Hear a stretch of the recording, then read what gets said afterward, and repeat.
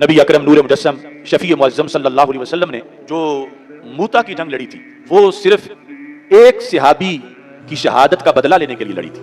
8 ہجری میں وہ جنگ لڑی گئی اور حضرت حارث بن عمیر ازدی رسول اکرم صلی اللہ علیہ وسلم کا مکتوب شریف لے کے بصرہ یعنی شام کے علاقے میں اس کی طرف جا رہے تھے اور اس سے پہلے ہی ان کو گرفتار کر کے شہید کر دیا گیا. تو پھر مدینہ منورہ سے 3000 صحابہ کا لشکر تیار ہوا اور مقابلے میں تاریخ میں بتایا جاتا ہے تقریباً 2.5 لاکھ یہود و نصارہ تھے اور اللہ تعالیٰ نے ان 3000 کو فتح عطا فرمائی. اب کتنے ہزار فلسطینی شہید ہو گئے, تقریباً 50,000 کے قریب, اور کتنے زخمی ہو گئے.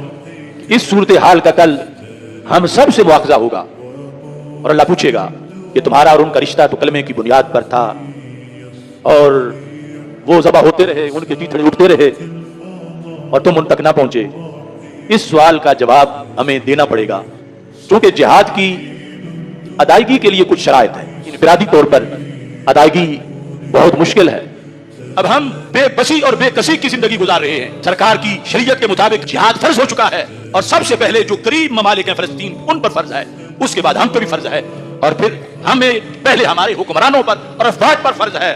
لیکن چھٹی ہمیں بھی نہیں.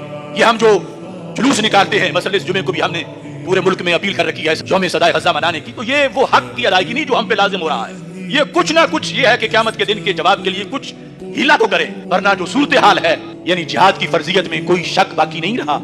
رب ذوالجلال ان حالات میں ہمیں معاف کرے اور غزہ کے مسلمانوں کی مدد کرے.